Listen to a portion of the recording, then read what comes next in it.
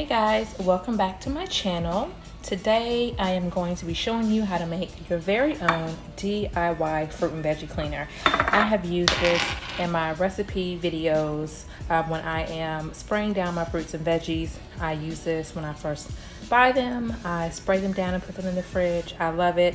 I used to buy some at the store. I think they sell it at Whole Foods, even Trader Joe's and any other grocery store, but I decided to make it on my own because I just love to make my own things and I had the ingredients, so I wanted to play with it.